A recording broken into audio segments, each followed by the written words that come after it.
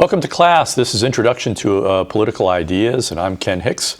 And this is our last presentation on socialism. We're going to basically be dealing with socialist ideas from the early 20th century up to the present. We'll look and kind of finish our discussion of Soviet Marxist-Leninism. We'll talk a little bit about Chinese communism, sort of the distinctive ways that socialism manifested in China. Talk a little bit about Maoism abroad in two particular areas. We'll talk about critical Western Marxism, and then address non-Marxist socialism, which we've already addressed some of these. And then we'll conclude with a discussion of socialism today and really ask ourselves the question, is socialism still a relevant ideology in today's political environment? So we kind of closed up talking a little bit about kind of Marxism and how the Russians interpreted Marxism in particular ways.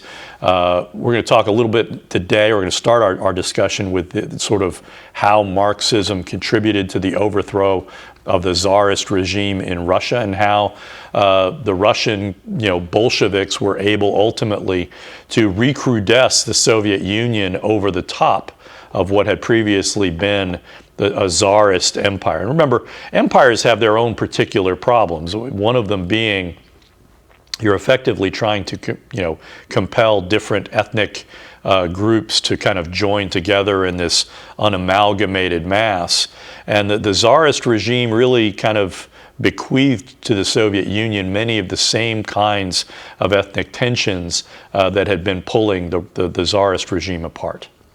And so what were the factors that led to the Russian Revolution? First and foremost, Russia entered World War I on the side of the Allies, on the side of Britain, Great Britain and France, against the Axis allies of Germany and Austria-Hungary.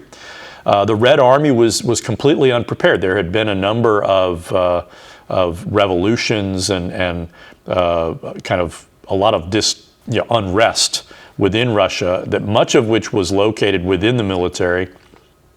And so the Tsarist armies, the Red Army, was simply not prepared for World War I, and they walked into a meat grinder in confronting especially German troops. So somewhat fortuitously, the Germans also saw fit to return Vladimir Lenin on a closed rail car to Russia. I think they did that intending mischief, and what you had what took place was really sort of a classic failure of government. In March of 1917, there was widespread rioting in St. Petersburg and other major Russian cities that were viewed by Tsarist officials as a threat to public order. Tsar Nicholas ordered the military to take firm steps to put down the riots. Despite public notices banning large gatherings, mobs took to the streets again on March 11th. Russian troops, who again, poorly trained and deeply hostile to the regime, refused orders to fire on the crowd, and in at least one instance shot the officer who had issued the order, confronting a complete breakdown in social order that would have potentially paved the way to the German army basically just conquering Russia out of hand. Tsar Nicholas II made the decision to abdicate the throne to a caretaker regime. That led to the establishment of a provisional government led by Alexander Kerensky. Kerensky was a lawyer and politician of the late Russian Empire. He was a Narodnik, who, as a lawyer, he defended victims of the failed 1905 Russian Revolution. He was elected to the Duma in 1912 and very quickly found himself as a leading member of the progressive faction in government, advising the Tsar that he needed to make profound reforms in order to successfully prosecute the war with Germany. And so ultimately, with the abdication of Tsar Nicholas, Kerensky became the leader of the provisional government. In October of that same year, you had the seizure of power, the storming of the White Palace by Bolsheviks. And that really sort of launches the beginning point of the Soviet Union. But before that happens, really, you end up with the Russians fighting a 2-year-long civil war from 1918 to 1920, in which the Bolsheviks ultimately prevailed.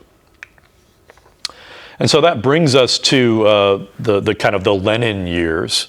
Lenin was the leader of the Bolsheviks. He kind of was head of government from November of 1917 to January of 1924. He kind of led the defeat of the white side, which were the royalists and liberals and other groups that were a coalition, a very disjointed coalition, attempting to reestablish government and seize government away from the Bolsheviks. Ultimately, you had a lot of public discontent due to what was described, what Lenin had created in terms of what was known as war communism, which included the nationalization of key industries, bans on worker strikes, rationing of all food products, and with distribution in major cities, which meant that the rural areas, famine was widespread, and the state seizure and redistribution of surplus agricultural products. Ultimately, the Treaty of Brest-Litovsk leads to Russia's withdrawal from World War I. This was something that the Bolsheviks negotiated. And Lenin, recognizing that he had to get his house in order, made the pragmatic decision to adopt what would become known as the new economic policy, the NEP, in 1920. And that creates a mixed economy and permitted peasants to farm their own lands and to sell their own products, and enabled people to sell goods and services, which in many instances led to some kulaks, if you will, the kind of small landowners, actually becoming fairly well-to-do, and they would be a focal point of antagonism for the Stalinist regime that would come in the late 1920s. So you also got during this period the establishment of the GPU, which was effectively the state political directorate, which was formed out of the elements of Cheka, which was a secret police force formed by the Bolsheviks in 1917. And you also, Lenin presided over what was known as the Red Terror, which basically involved mass killings. Anywhere from 10,000 to 140,000 people were summarily executed by the Bolsheviks in this period. Lenin was not personally involved, but he absolutely supported it. At the same time, people, many of whom were rival socialists, were busy attempting to assassinate Lenin. He survived, I believe, 3 separate assassination attempts, and one of those attempts in 1918 resulted in him receiving several gunshot wounds, which probably contributed to his rapid decline. He suffered from lead poisoning as a result of one of the bullet wounds that got into his bloodstream. And over the course of really a 2 or 3 year period, he suffered a series of debilitating strokes. And in each instance, when he suffered a stroke, he would withdraw to Gorky, to a place where he could be safe to recuperate. And in those interim periods, you had the rise of a rival who was Yosef Djugashvili, who was a Georgian. He had a particular set of skills. Djugashvili was born in poverty in Georgia. He briefly attended an Eastern Orthodox seminary, but appears to have been expelled due to his already well-formed revolutionary beliefs. Upon leaving the seminary, Djugashvili joined the Russian Social Democratic Party and was an early supporter of the Bolshevik faction. He was sort of an organized crime element within the Bolsheviks. He organized kidnappings and bank robberies to fund the Bolsheviks' political organizing efforts. In 1913, he changed his name to Joseph Stalin, which is, Stalin means man of steel in Russian. Lenin used Stalin, but as his health began deteriorating, he also issued a number of warnings. He believed that Stalin was too crude, too violent a man, too unrestrained in order to wield the kind of authority that was, that you had to, wield in the kind of dictatorship that Lenin was leading at the time. You had a brief period where Stalin was a rival with another high-level Bolshevik by the name of Leon Trotsky. And ultimately, and I'll talk more about this in a minute, the argument really flowed around how to proceed going forward. Trotsky believed in the idea of permanent revolution. He believed that Russia would not last long as the only communist country in the world, or socialist country, if you will, and believed that they needed to strike while the iron was hot. And Trotsky was an incredible military organizer. He led the Red Army to victory in the Civil War. He was the primary military architect of that victory, both in training and getting the Red Army up to speed. Stalin successfully won over other Bolsheviks by basically advocating the policy of socialism in one country. And the argument there, and we'll talk more about this in a second, was that what needed to happen was that the Soviet Union had to be secured. And Stalin's argument was somewhat nuanced. He's basically saying, we're not really one country. We are an empire. We are not just Russia. We are Georgia. We are Ukraine. We are Belarus. We are the Baltic states. We are Armenia. And we need to consolidate control over all of these areas before we can think to go and try to overturn other governments in Eastern Europe and elsewhere. While he was doing this, Stalin was also systematically and quietly initially, but with dramatic upscaling over the course of the 1930s, he was systematically replacing what were known as the old Bolsheviks. And the joke there is that the old Bolsheviks were the people who had been Bolsheviks before the Bolshevik Revolution. There were lots of people that joined subsequent to the Bolshevik Revolution that were a bit younger. These were guys who were still in their 30s and 40s in many instances, they were the part of the original team. And Stalin systematically went about quietly getting those folks out of the way and replacing them with newer Bolsheviks that owed him personal allegiance. And Stalin was particularly adept at rewriting history. He suppressed publication of any works that countered his positions. And he oversaw the rewriting of Russian history, valorizing his role and minimizing the role of Trotsky and other rivals. If you look at the slide, this is a famous doctored photo from Pravda, which was the main kind of propaganda organ, which it had a side-by-side photo of Stalin posing with a guy named Nicholas Yezhov, who was the commissar of the NKVD, which was the People's Commissariat for Internal Affairs, which was, again, their secret police before the KGB. He oversaw, basically, the Great Purge, where over 700,000 to 1.2 million Russians were just summarily killed. And again, he was responsible for that, but he lost power to a rival within the NKVD, Lavrentiy Beria, who basically won favor with Stalin.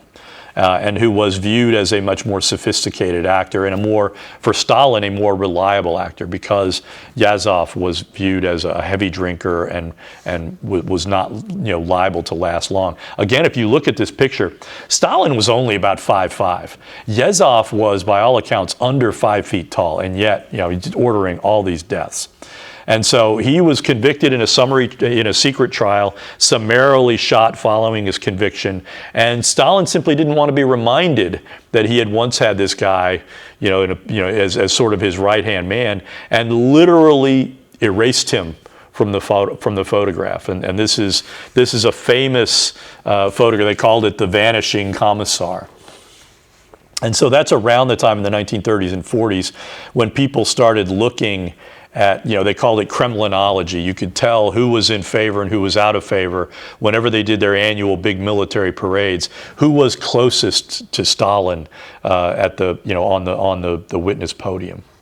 There are three important features of Stalinism, and you'll find this out with other kind of brands of authoritarianism as well, that they include elements of these kinds of things. And for Stalin, the first thing that was really important was the idea of a cult of personality. And that, again, involves the careful cultivation of a leader as an all-seeing and all-knowing, wise, leader. Initially, Stalin wrapped himself up in the mantle of Lenin, portraying himself as Lenin's rightful successor, despite the latter's reported worries about Stalin's propensity for violence.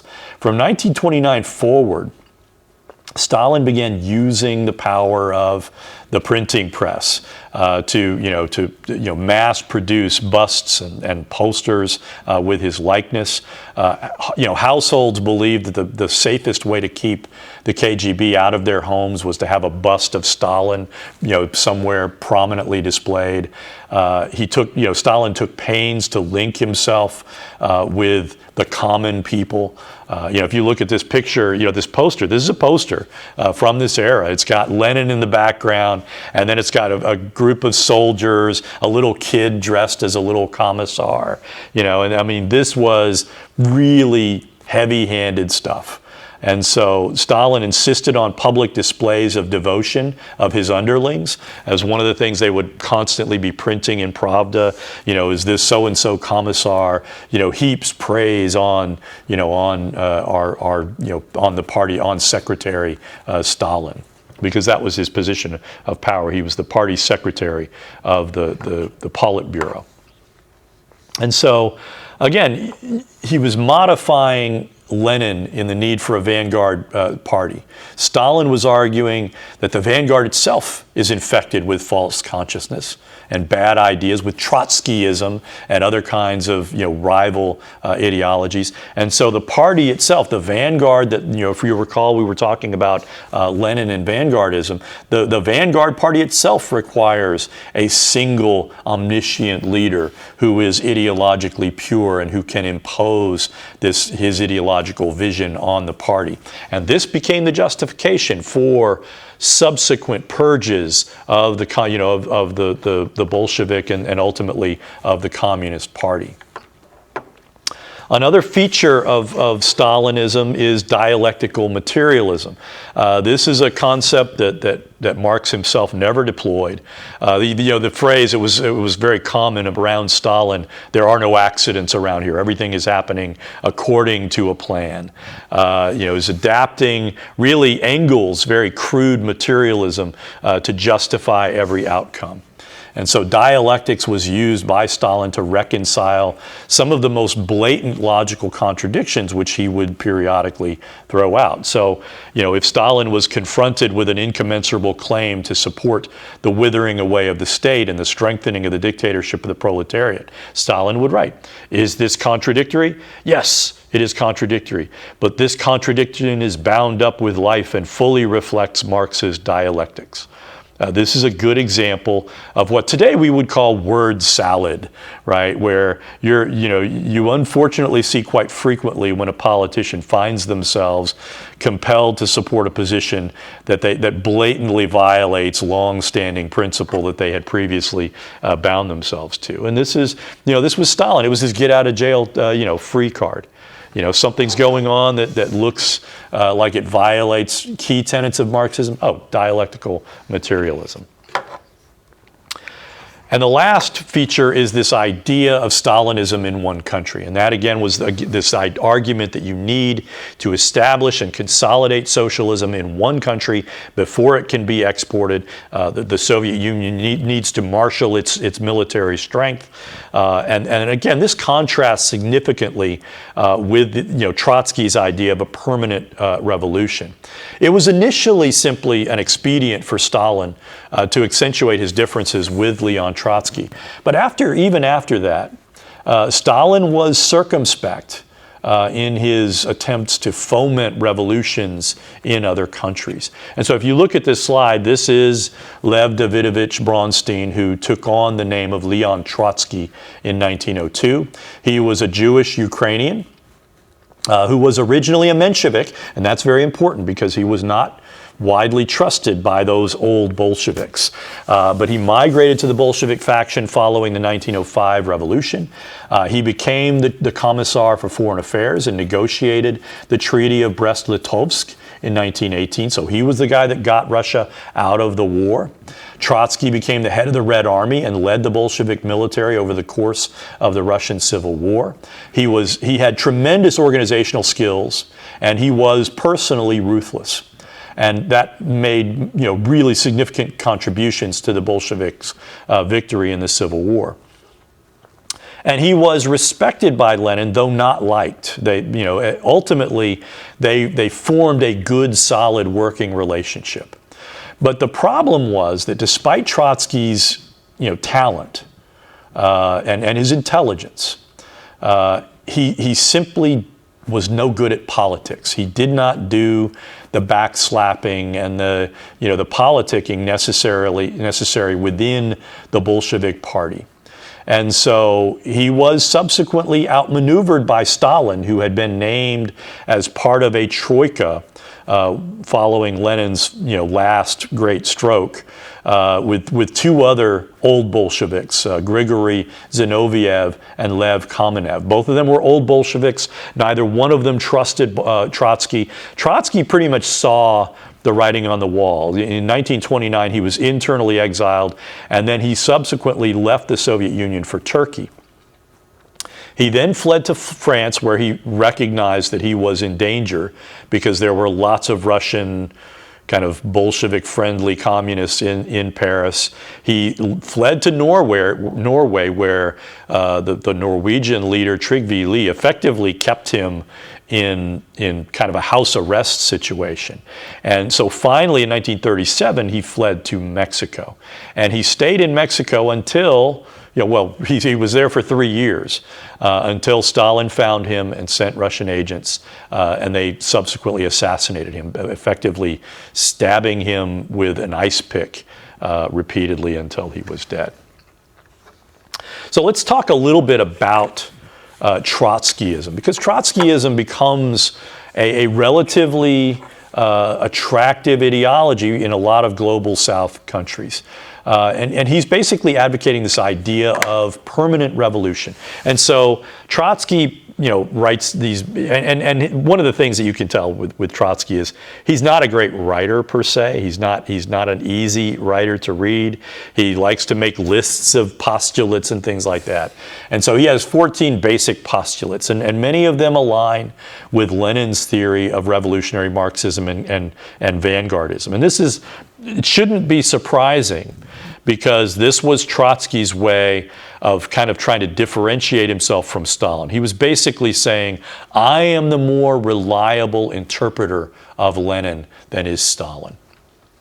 And so postulate number 3 is the importance of the alliance between the peasantry and the proletariat, the necessity of a dictatorship of the proletariat which leads the masses behind it. This is essentially kind of a reformulated vision of Lenin's argument regarding vanguardism.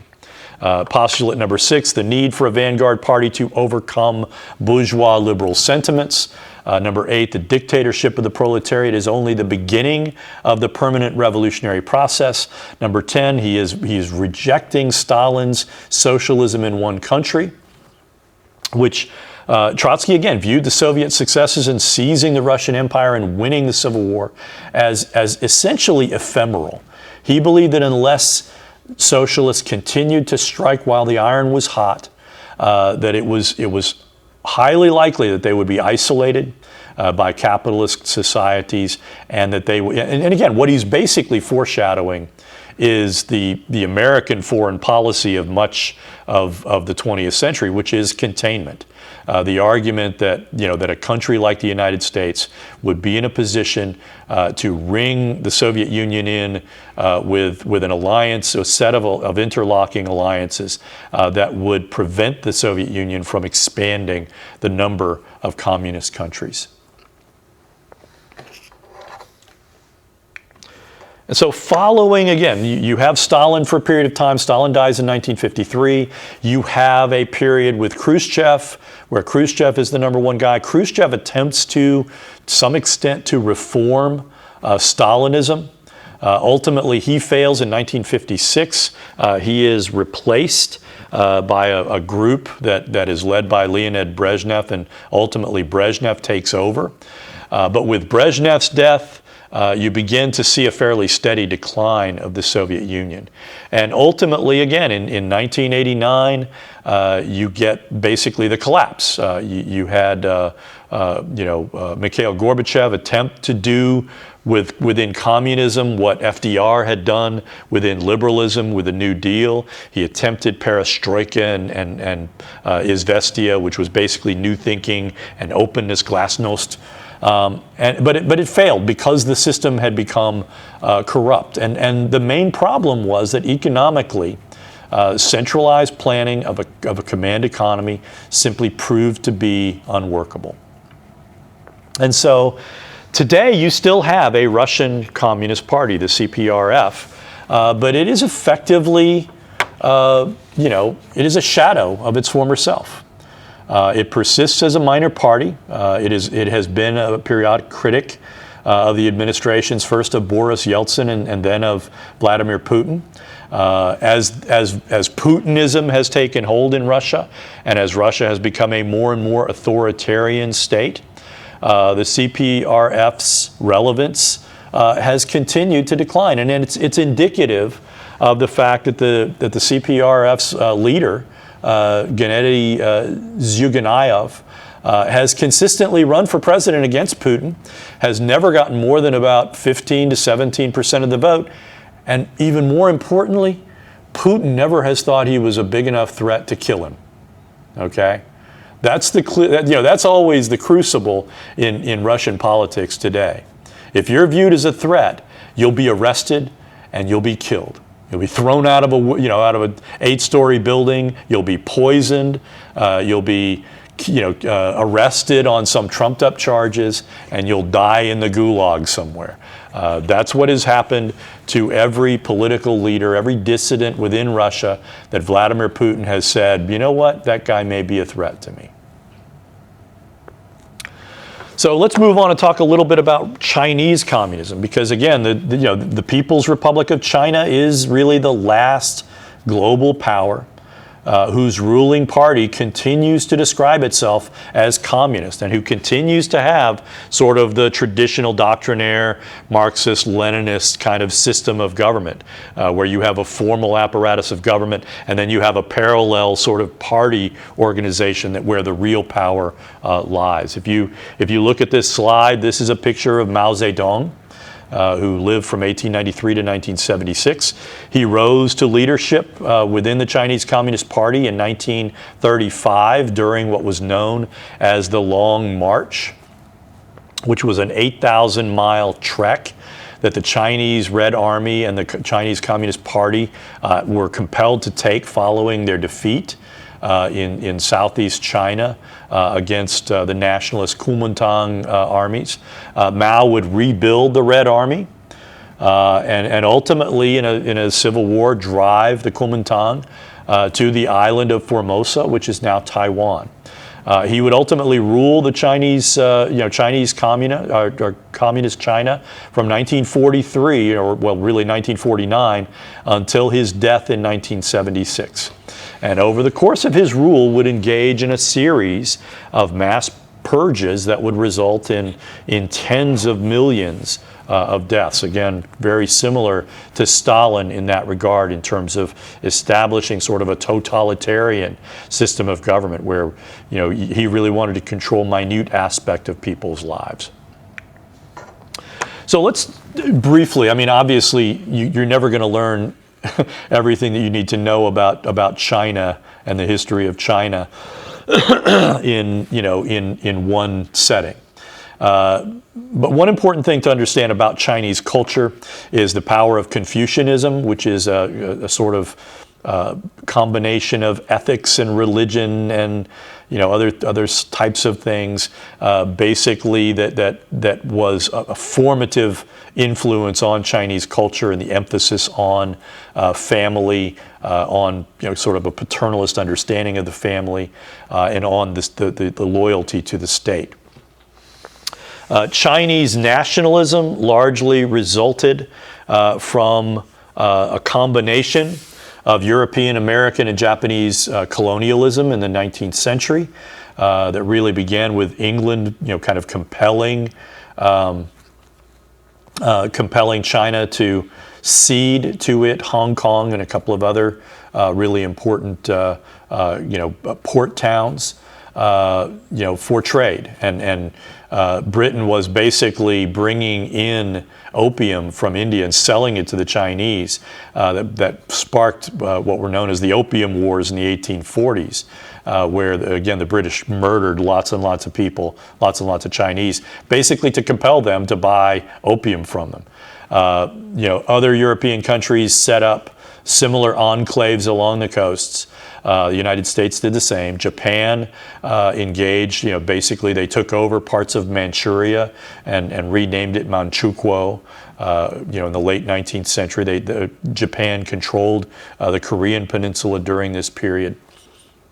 And so this really sparked, because China had been so fragmented and factionalized, this really had a galvanizing effect on China beginning in the late 19th century, and it really sparked Chinese nationalism. And one of the first great national leaders of that late 19th century period and early 20th century was a guy by the name of Sun Yat-sen.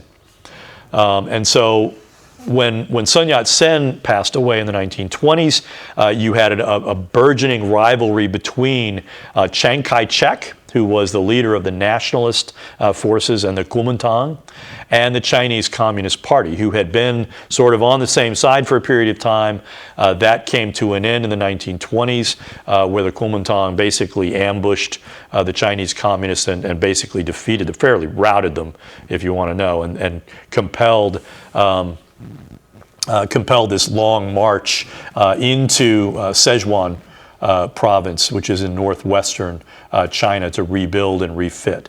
And so another important aspect of Chinese communism is that there wasn't much European writing that had been translated into Chinese. So there was very limited exposure of Chinese communists to either Marx in its original form or to Engels, and really not even to Lenin.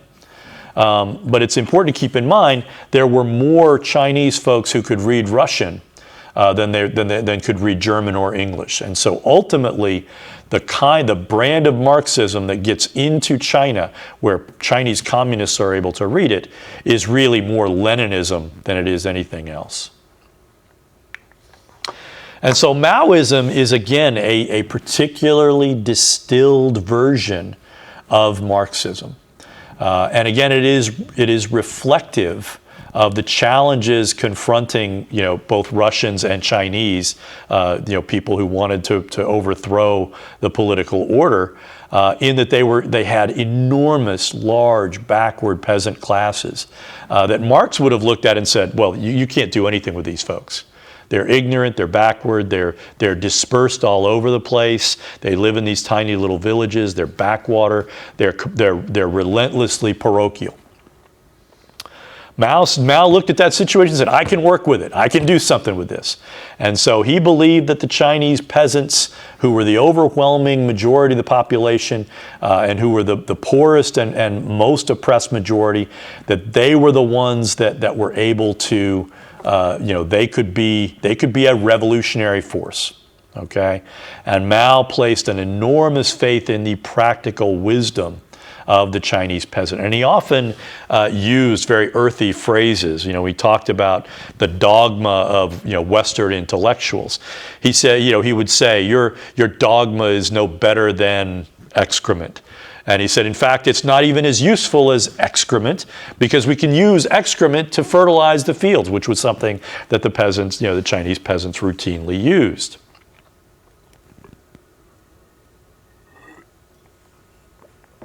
Another key aspect of Maoism is that really you're downplaying the significance of the urban proletariat, because there was very little in the way of a Chinese intellectual class. Unlike in Russia, where you had the Narodniks that steadily radicalized. The Chinese had nationalists, and these folks remained much more oriented towards sort of asserting China's national identity rather than joining in some kind of revolutionary cause. And so Mao was really not that interested in Marxism as it related to the objective conditions, the immiseration of the proletariat and things like that. That didn't help him, right? And so for Mao, the idea of class warfare really reflected a broader international kind of focus, where for Mao, the proletariat really meant China as a whole. And the bourgeoisie really meant these bourgeois countries that had been colonizing China, like the Americans, like the British, like the Germans and the French. And so you understand why Maoism takes on a particular attractiveness to a lot of intellectuals in places like Northern Africa and places like Southeast Asia, where again they're dealing with these colonial kinds of challenges. And so Maoism in many ways is a very attractive kind of interpretation of Marxism. And would actually take on a lot of the folks that were driving revolutions in Vietnam and in Algeria and places and in Latin America and Cuba. Many of them drew heavily on sort of Marxist-Leninism, but many of them also were attracted to Mao's writings as well. Another key aspect and another driver of the successive purges that Mao would inflict upon the Chinese population was this contrast between Reds versus experts. So within Maoism, to be red meant to be ideologically pure and correct. In other words, to dogmatically follow whatever it was that Mao Zedong was saying. In contrast, to be an expert was to possess some kind of technical proficiency, but not necessarily ideological purity. This kind of elision, includes a CCP propaganda. This slide includes a propaganda poster from the Cultural Revolutionary of the 1960s. And again, the Red Army soldier is holding in his hands one of Mao's famous Little Red books. And this was a compilation of Mao's writings and excerpts from his speeches. So initially, this was printed in the early 1960s. Possession of those books took on a nearly talismanic significance during the Cultural Revolution. With Chinese citizens, they'd carry it with them. And if they saw some soldiers or secret police, they'd have it and they'd pull it out and pretend to be reading from it. They'd have it prominently displayed in their homes. Again, it was like seen as a talisman to avoid, drawing attention from the wrong set of government employees. And so ultimately, those Little Red books, there were over 1 billion of them printed over the course of their history from the early 60s to the late 1970s. And so, again, like Stalin, Mao from the very start worked systematically to burnish his public image in the 1930s, beginning with elaborate praise of Sun Yat-sen and kind of posing himself as the inheritor of Sun Yat-sen's virtues. And he valorized his own role during the Long March, where there were a number of Chinese Communist officials that were key to holding the Chinese Communist Party together during that period. So following the Chinese Communist Party's victory over Chiang Kai-shek, posters featuring Mao Zedong were mass produced and posted in every village and town square. The CCP commissioned a great deal of artwork venerating Mao. The mass production and distribution of this Little Red Book played a significant role in sustaining Mao's cult of personality. And again, around that were a series of really incredibly violent episodes. In one instance, again, right at the start when they won the Civil War, they fought another war against what were known as the warlords, and these were kind of regional powers. And ultimately, over 1 million people died in those kinds of mop-up operations. Subsequently, Mao decided he wanted to jumpstart the Chinese economy, and he engaged in a 3-year process that he described as the Great Leap Forward. Well, the Chinese economy actually shrunk during that period, but again, millions of people died as a result of this top-down, we're going to do something rapidly right now kind of process. And then finally, which really I think reflected a period that was indicative of Mao's relative decline in health, and certainly a rise of his personal paranoia. You get the Cultural Revolution, where you had show trials where people would be accused of being culturally impure, and where lots and lots of intellectuals were taken from the big cities and made to go out and work in the countryside. This had a profound effect on a neighboring country, the Cambodia, where the Khmer Rouge, who were Maoists, took over the country. And they, again, if you spoke French, you were viewed as culturally impure, and the likelihood is that you would be killed. You would, be forced. Everyone was forced out of Phnom Penh into the countryside, which Phnom Penh is the capital of Cambodia, the largest city. Forced out into the countryside to labor. Millions of people died. They had if you've seen the movie The Killing Fields and subsequent documentaries, I mean, the Khmer Rouge killed 1 million people, and there were only about 10 million people in Cambodia. I mean, they in terms of scale, the Khmer Rouge killed an incredibly large proportion of the population. And so again, Mao, this Cultural Revolution, he purged a number of really high-ranking Chinese communist officials, and ultimately that led to it terminated with his death, but it led to an enormous amount of turmoil that really held back the Chinese economy in significant ways. So let's take a closer look at Mao and the idea of the people's dictatorship. This is a speech that Mao delivered commemorating the founding of the Chinese Communist Party, which was founded on July 1st in 1921. So this was done, 28 years later. This was given, and in it he talks about how China and Russia have these shared experiences. Both countries had backwardness in both their economy and their culture. In particular, Mao was pointing to the lack of ideological resources to enable Russian and Chinese intellectuals to clearly see what he saw, which was the need to overthrow, this system of capitalism. He talks about the significance of the Opium War of the 1840s in Chinese history, and in Chinese intellectuals seeking truth from the West.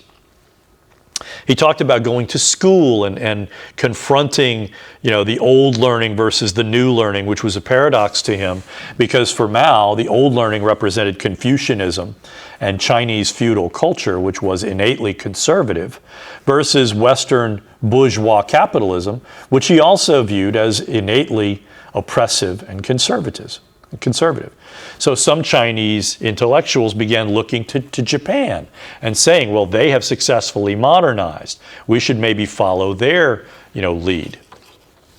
And of course, to a Chinese audience, that is a no-go because Japan had done horrible things to China over the course of World War II. And so he is pointing to this idea of Marxism with a Russian accent. And he really highlights the significance of the Bolshevik Revolution of 1917. A quotation from that is, "The gunshots of October brought us Marxist-Leninism." And so again, Mao embraces Sun Yat-sen, and he speaks of the betrayal of Chiang Kai-shek and the nationalists' corruption. And he has a very unique take on China's role during World War II. According to Mao's narrative, the United States did very little to help China, and the United States wanted to enslave the whole world and arm Chiang Kai-shek's army to kill millions of Chinese. If you look at this slide, this is an American general in China with Mao Zedong standing behind him. This was four-star, he was then four-star General George C. Marshall during a visit as part of what was known as the Dixie Mission. And, this is the United States engaging in a mission during World War II to gauge, the utility of the Chinese Communist Party as a partner in the war against Japan. And the interesting thing, and you find this out again, I've spoke about the role of McCarthyism that it played, in libertarian and conservative thinking. In the immediate aftermath of the war, the people in the State Department and the military that participated in the Dixie Mission were accused of having communist sympathies. They were simply following orders, right? Go to China, figure out if we can use these guys to help us win the war. They were accused of being communists, and a number of people ended up losing their careers in both the State Department and the Department of Defense. Again, in the military, it's an up-or-out culture. And in the State Department, the Eisenhower administration under McCarthy, during the McCarthy hearings in the Senate, basically just purged a large number of what were known as the China hands. Again, they were simply doing their jobs. And the cry of the early 1950s was, who lost China? Well, who lost China? Chiang Kai-shek lost China. The nationalists were too corrupt, and their military was too fragile to defeat the Chinese communists. The Chinese communists, frankly, fielded better armies. So basically for Mao, he said, we've tried every other way, but all have failed. And so he has a series, this bill of accusations. You lean to one side, you're biased. We need to do business. We can win victory. We can't win victory without international assistance. We need assistance from Britain and America. You're dictators. You're not benevolent. To all of these, he replies, yes, we are. Proudly, we will do what we must do. We need to do business. Yes, we will do business, but it will be business done in a communist way. You are not benevolent. You're darn right. We're not benevolent to capitalists, to our proletarian brethren, to our peasant base. We are benevolent. And so the quotation here on this slide, the foundation of the people's democratic dictatorship is the alliance between the working class, the peasantry, and the petty bourgeoisie. And the proletariat has two roles in leadership: raising up the peasantry and leading in the suppression of the global bourgeoisie. Enemies remain that still must be extinguished. And when you think about that, again, the foundation of the people's democratic dictatorship, it's right up there with Stalin stuff, the people's democratic dictatorship. It's a paradox, You cannot be a dictatorship and be democratic. And Maoism demonstrates that. So does Stalinism. So let's talk a little bit about China post-Mao and Maoism abroad. Ultimately, the Chinese Communist Party for a long period of time made a pragmatic turn between 1976 and 1989. If you look at this slide, the picture on this slide is Deng Xiaoping, who was, again, an early member of the Chinese Communist Party. He served as a political commissar during the Long March. He was one of these pragmatists that Mao oftentimes inveighed against and, sort of used the whole red versus expert argument on. He was a less doctrinaire Marxist-Leninist than Mao, and was twice purged from the Chinese Communist Party by Mao. Ultimately, however, after his death, he very quickly rose to power. And he was still on the scene in 1989 when you actually had the Tiananmen Square massacre, which I'll talk about in a little bit more detail in a minute. But ultimately, in the immediate aftermath of Mao's death in 1976, you had a group known as the Gang of Four, which included Mao Zedong's wife. And that they tried to reassert Maoist control over the Chinese state. It ultimately failed. And that led to Deng Xiaoping's rapid rise and the period of economic reforms that a lot of Americans looked at what was happening, saw the kind of the opening of China, the increased willingness to use market mechanisms, and thought, well, we can work with these folks. Deng Xiaoping was still on he had retired from public life when the Tiananmen Square demonstrations began. And I can tell you, I was in graduate school at the University of South Carolina at the time. We had Chinese graduate students that were from mainland China that were working there. They were at the University of South Carolina in my department as graduate students, and they were working towards degrees at that point in time. They got called back, and several of them did not go because they saw the writing on the wall.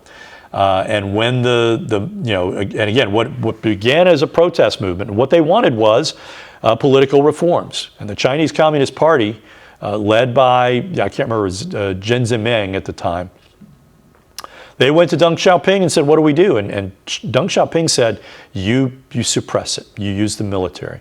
There's a famous photo on this slide of one person standing in front of a row of tanks, and the tanks stopping for a long period of time before somebody finally pulled the guy out of the way.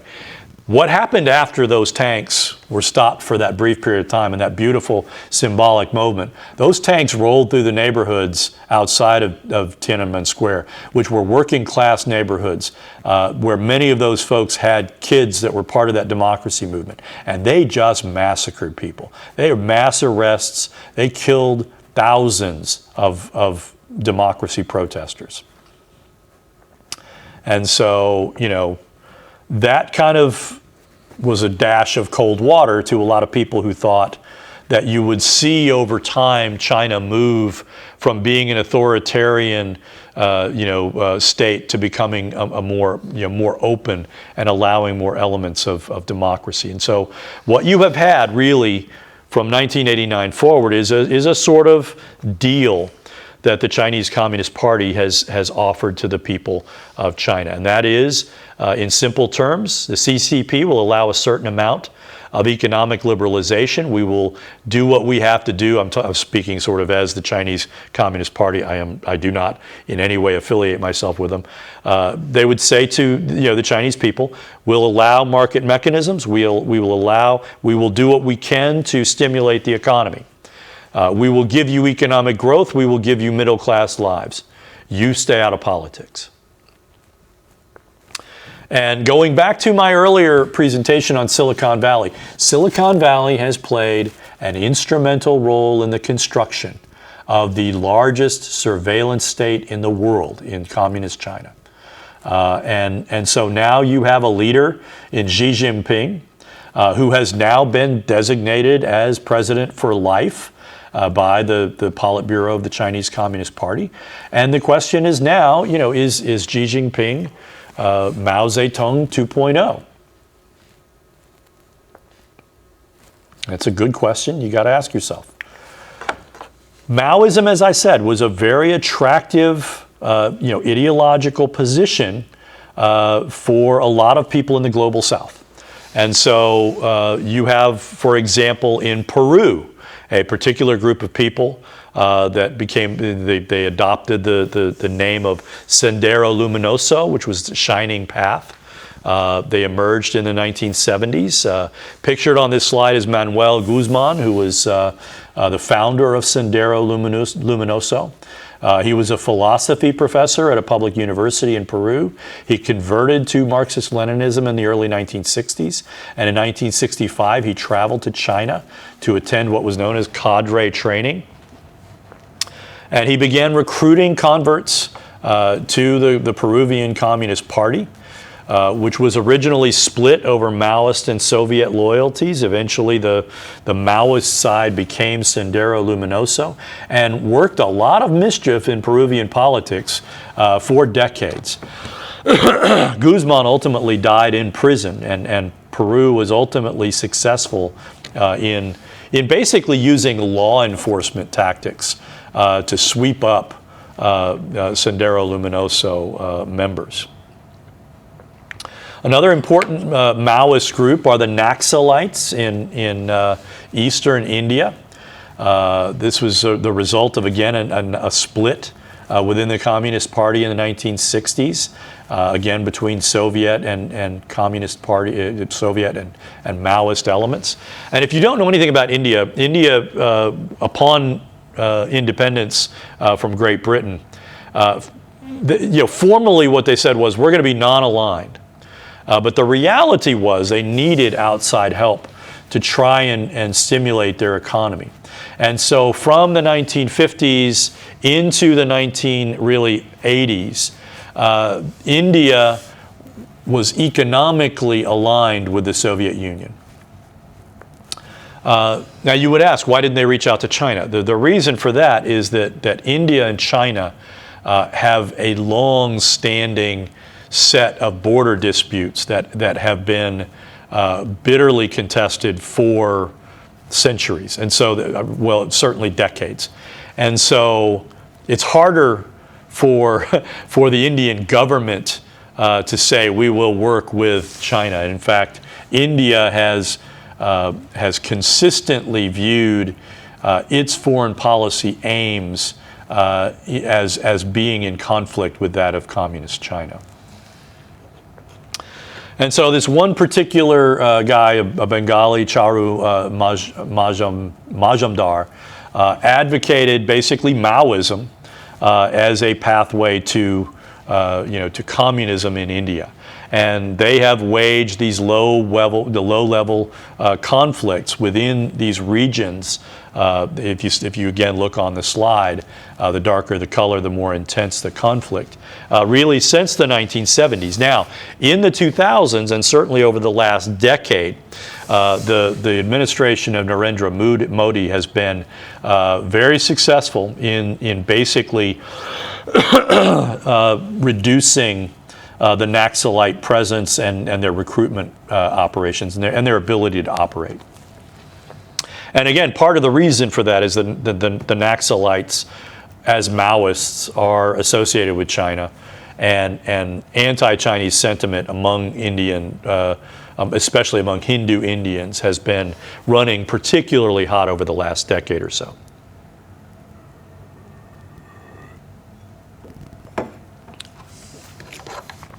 Another manifestation of Maoism abroad is in North Korea, where you have the very distinctive politics of what is known as Juche, which is the version of socialism that was adopted by Kim Il-sung, who was North Korea's first supreme leader, and from its founding from 1948 until 1994. And he often claimed that his version of socialism was uniquely Korean and owed nothing to Western influences. Nevertheless, they took an enormous amount of help from the Soviet Union during the Korean War and subsequently. And so Korea itself has a very unique history. They are trapped between two dominant Asian civilizations of Japan and China. At various points, China has controlled portions of Korea. At various points, China has colonized Korea. As far back as 500 years, Japan had conquered Korea. So Korea has that very unfortunate history of being a prize between these two civilizations. And when you ask yourself, when you look at North Korea and you say they have very little arable land, they have very little in the way of industry, how can they survive? They periodically find themselves, with massive famines and things like that, simply because they are not. Korea has always been workable as a combined entity and not as North and South Korea. And the reality, though, is that China is the main force that keeps North Korea viable as independent of South Korea. And the reason for that goes back to these civilizational cues, where, again, Communist China would view an independent, unified Korea as a threat. And because of that, they have preferred to heavily subsidize North Korea rather than allow nature to take its course. And so North Korea enjoys pariah status. They are viewed as the bad boys of the international world. They periodically threaten Japan and South Korea with military invasion whenever, and oftentimes this coincides with one of their famines where they, their crops have failed or something like that. The North Korean state spends an enormous amount of its resources engaging in intense indoctrination of ordinary North Koreans into the tenets of Juche. And a big part of Juche is the idea of the Songbon caste system. At birth, North Koreans are assigned a place within a caste system based on one's family history going back several generations. Descendants of ancestors who were unquestioningly loyal to the Kim regime and the Kim family are placed at the highest level. Those folks are able to join the North Korean, or the Korean Workers' Party. They get good jobs. They never suffer in famine. Those whose ancestors were deemed disloyal are denied access to education and are often allowed to starve during times of famine, which are, again, as I said, frequent. This is an horrific regime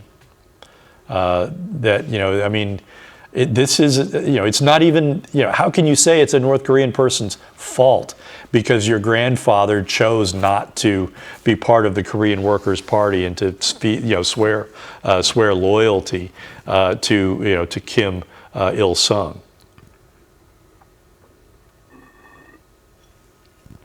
It is an insane system, and when you think what will happen if South Korea does ultimately prevail and North and South Korea are unified, if you look at the struggles that Germany has had in reincorporating East Germany, I suspect it will be that multiplied many times over in terms of the challenges that you'll confront in deprogramming, close to 30 million people. That's going to be a really daunting project. Let's move on and talk a little bit about critical Western Marxism. This is a strain of non-revolutionary Marxism that emphasizes the resilience of capitalism and the stubbornness of false consciousness. If you look at this slide, this is Theodor Adorno, who was a German philosopher and a leading member of the Frankfurt School of Critical Theory, which was a major center for critical Western Marxism.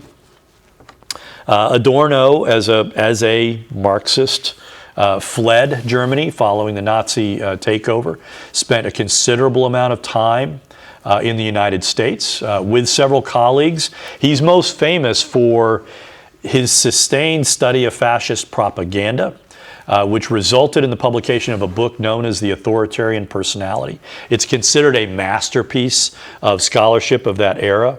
It was an innovative mix of quantitative and qualitative methodologies that originated what is known as the F-scale personality test, which is used to measure an individual's propensity for fascist or authoritarian ideas. And so these folks these Western critical Marxists tended to look at Marx, the social theorist, rather than Marx, the the philosopher of revolution. They're critical of communist governments. They basically argue that the Soviet Union and China and the Eastern Bloc countries were at once less productive and more repressive than the capitalist societies they aimed to replace.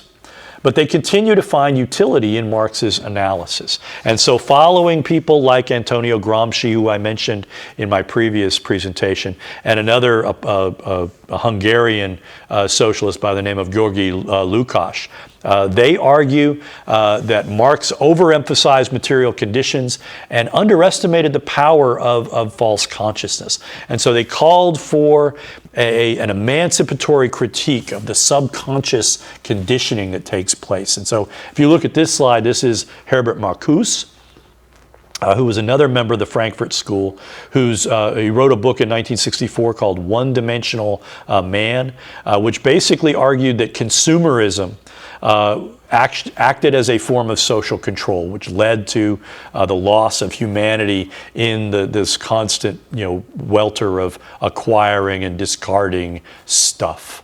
So let's talk briefly about non-Marxist socialism. It's a highly eclectic mix of socialisms not adhering to Marxist ideological frameworks.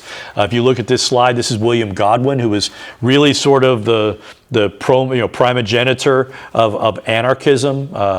Again, this is a guy who lived in the 18th into the early 19th century.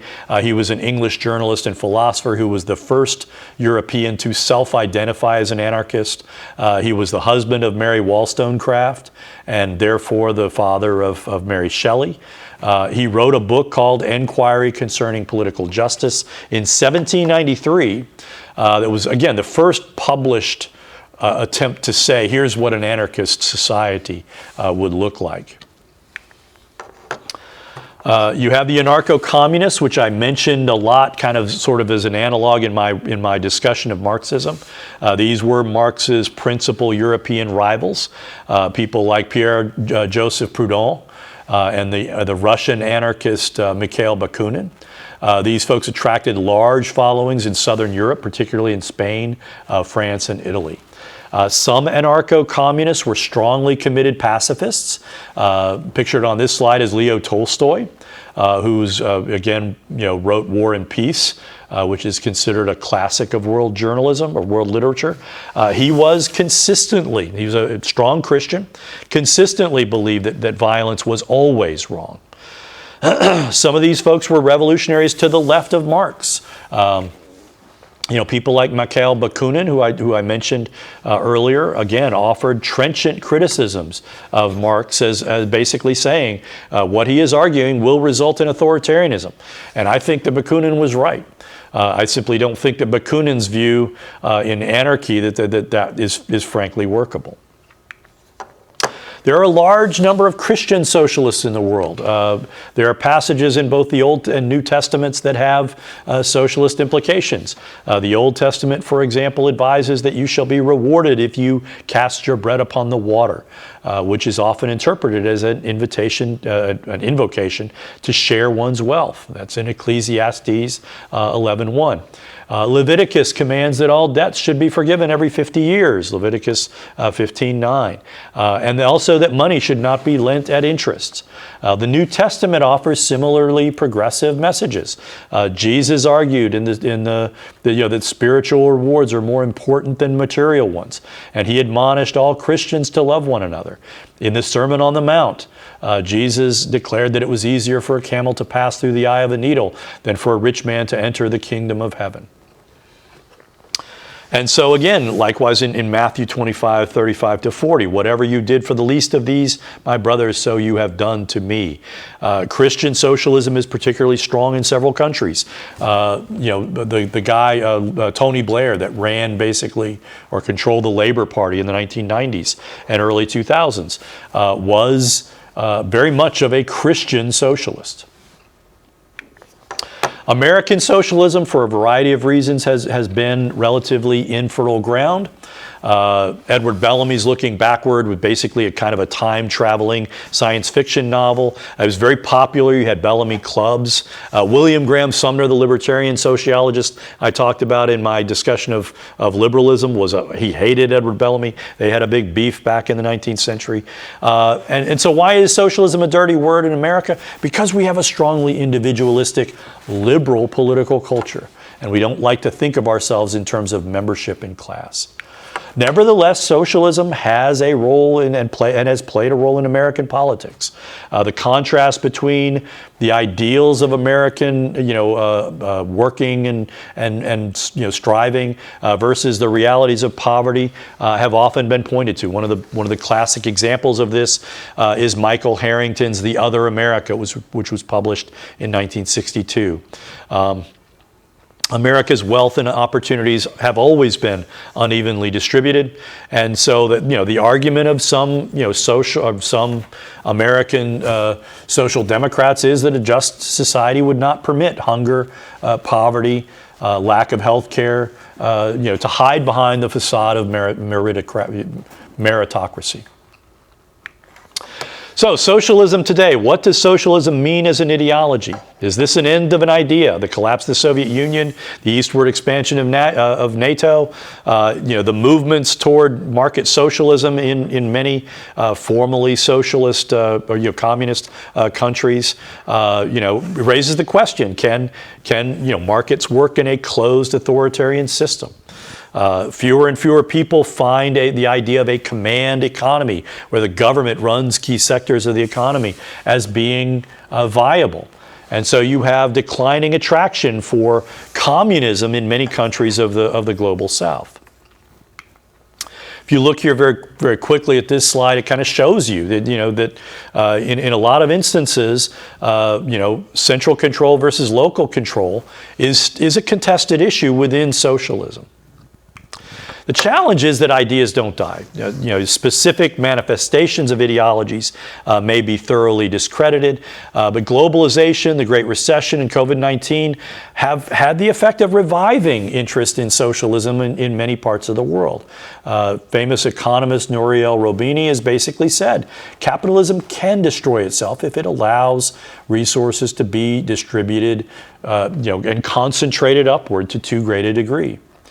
And so, to some extent, a lot of people would argue Marx's diagnosis remains relevant, even if his prognosis and his predictions have problems. So even in the United States, you see on this picture, this is Bernie Sanders, Alexandria Ocasio-Cortez, and Mamdani, I can't remember his first name, the guy that's running for mayor of New York City. These are folks that get, have constituencies. Okay, you can look at a 2016 Harvard poll. 16% of 18 to 29-year-olds identified as socialists. Additionally, 33% supported socialism, and 42% supported capitalism, and 51% did not support capitalism. The Harvard folks looked at that poll and said, this may be wrong. They did it again, thinking it might be an outlier. They replicated the same results. And so the only demographic group that consistently supports capitalism are Americans over 50. So that's a question. The kind of socialism certain Americans find attractive is a particular kind of democratic socialism that you find in Northern European societies. So, conclusion. What is it that socialism does? It views the world through a materialist lens. It evaluates the world in terms of class divisions and the intensity of class conflict. It orients people in terms of their relative position within their society. And the program, classless. Let's find a way to work to where we don't have these kinds of meaningful class distinctions. In theory, socialists are committed to democracy in one sense or another, even if it's a paradoxical sense that you would see with Mao.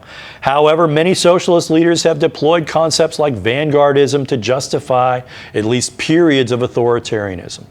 socialist distinction between capitalist democracy and genuine democracy is that sense in which you don't allow the kinds of inequality that undermine people's ability to participate and for again, what is socialist's ultimate aim? Self-realization, your ability to be your best self. So this concludes our discussion of socialism.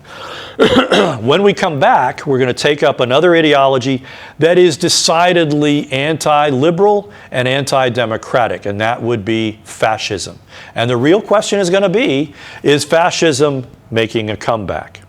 I'll see you next time.